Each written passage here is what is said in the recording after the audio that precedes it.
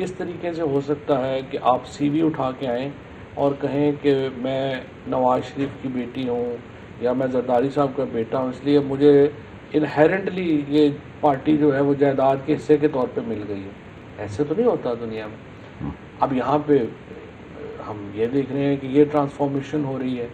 اور پھر آپ نے دیکھا ہے کہ انفارچونیٹلی جو بڑی لیڈرشپ ہے ان میں کسی نے کبھی کو مورل سٹینڈ نہیں لیا یہاں پہ کہ بھائی آپ کا کیا حق ہے، آپ کس طریقے سے آ کے جو ہے وہ لیڈ کرنا شروع ہو گئی ہیں.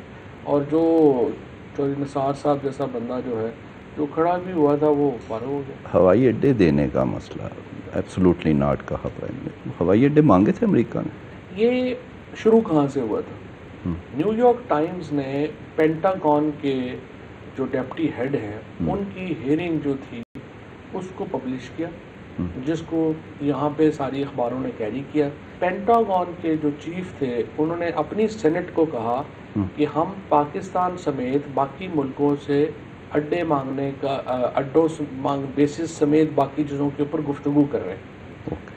اور اس کے بعد یہ جو انٹرویو تھے ایچ بی او کے، انہوں نے پرائم منسٹر صاحب سے اسی ریفرنس میں سوال پوچھا کہ اگر امریکہ نے آپ سے مانگے تو کیا آپ دیں گے؟ انہوں نے کہا ایبسولوٹلی ناٹ.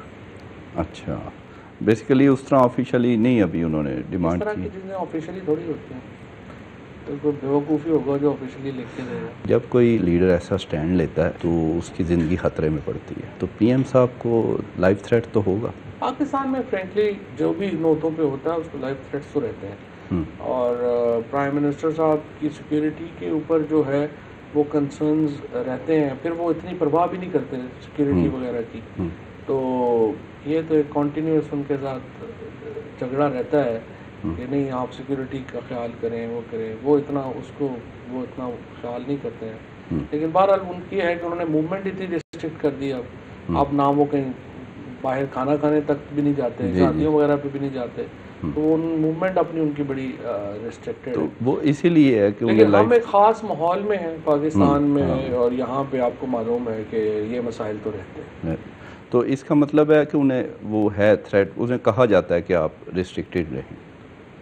پاکستان میں ایک خاص ماحول ہے، اسپیسیفک تو کوئی ایسی بات نہیں ہے، لیکن ایک خاص ماحول ہے اس کی وجہ سے وہ ان کا ہے.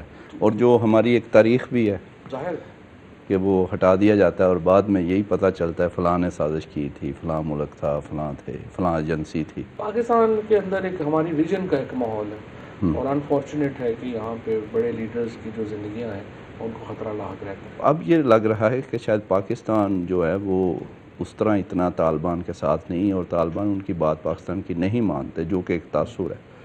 تو کہاں کھڑا ہے پاکستان؟ یہ واقعی ایسا ہے طالبان بات نہیں مان رہے اس وقت پاکستان کی؟ دیکھیں بات یہ ہمارا طالبان ہمارے کنٹرول میں نہیں ہے، لیکن ہمارا ان کے اوپر لیوریج ہے. اور میں آپ کو یہ بھی بتا دوں، یہ فیصلے جو اس ریجن کے ہیں یہ پاکستان کی مرضی کے بغیر نہیں ہو سکتے. پاکستان دنیا کا 5واں بڑی قوم ہے، ہم 7 نیوکلیئر نیشنز میں شامل ہیں. ہم اپنے آپ کو بڑا انڈرمائن بھی کرتے ہیں. ہمارے یہاں ایک طبقہ ہے وہ اپنے آپ کو ہمیشہ انڈرمائن کرتا ہے. دیکھیں طالبان ہو یا کابل کی حکومت ہو یا امریکہ ہو یا ہندوستان ہو یا چائنا ہو، اس ریجن میں آپ کو پاکستان کی بات جو ہے اس کو وزن دینا پڑتا. اب پرابلم پاکستان کا یہ رہا ہے کہ ہم اپنا نقطہ نظر دنیا کے سامنے نہیں رکھ سکے جس طرح سے ہمیں رکھنا چاہیے. مثال کے طور کے اوپر ہمیں کہا گیا کہ ہم ڈبل گیم کر رہے ہیں.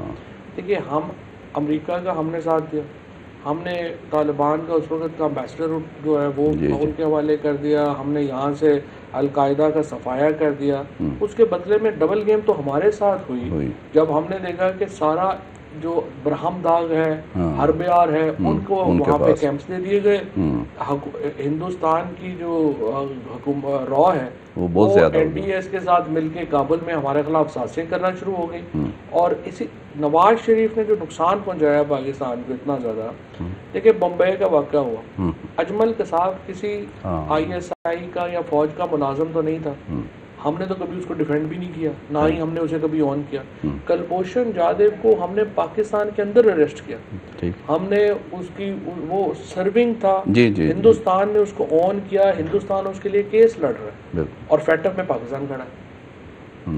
یہ تو ہمارا انٹرنیشنل ڈیفنس کا حال ہے. لیکن ہمارے اپنے اندر پاکستان کے اندر ایک ہمارے ہاں انٹلیکچوئلز ہیں، ان کو پرابلم ہے، وہ ہر بات پہ اٹھا کے پاکستان کے خلاف شروع ہو جاتے ہیں دن رات. ان کو جو ہے فریڈم آف ایکسپریشن کو اٹھا کے دیکھیں. مطلب ابھی آپ دیکھیں ہم بل ہی نہیں لائے ابھی میڈیا ڈیولپمنٹ اتھارٹی کا، پورے اشتہار شروع ہو گئے فریڈم آف ایکسپریشن کے اوپر آنا. امبیسڈر آ گیا جرمنی کا میرے پاس، کہتا ہے جی آپ تو بڑا فریڈم آف ایکسپریشن خراب کر رہے ہیں. میں نے کہا جی کتنے واقعات ہوئے ہیں؟ کہتا 8-9 ہوئے. میں نے کہا تو جرمنی میں تو 900 اسلاموفوبیا کے واقعات ہوئے، ہم نے تو نہیں آپ سے اس طرح کے آ کے کوئی گفتگو کی. سو پاکستان کے اندر ابھی میں انشاءاللہ ایک پریس کانفرنس کرنے والا ہوں اور اس میں آپ کو بتاؤں گا کس طرح سے سوشل میڈیا کیمپین پاکستان کے خلاف ہوتی ہے، اور اس میں پاکستان کے میڈیا کے لوگ کون کون سے ہیں جو کہ پاکستان کے خلاف ملوث ہوتے ہیں اس کیمپین سے. اور آپ یہ شرمناک ہے جو پاکستان کے لوگ کچھ اپنے لوگ جو ہیں، یہ جیسا نواز شریف جا کے محب سے مل گیا ہے، یہ سارا ایک نیٹ ورک ہے جو اس وقت پاکستان کی فوج کے خلاف اور پاکستان کے دفاعی اداروں کے خلاف کام کرتا ہے. نواز شریف صاحب غصے میں دیکھیں، ان کا غصہ جو ہے وہ فوج سے ختم ہی نہیں ہو رہا. حالانکہ وہ یہ بھول گئے ہیں کہ انہیں بھی تو ضیاء الحق نہیں بنایا تھا، وہ تو انہی کی پروڈکٹ تھے جنہوں نے بنایا تھا. اگر انہوں نے آپ کو ڈسٹرائے کر دیا ہے تو پھر غصہ کیا ہے؟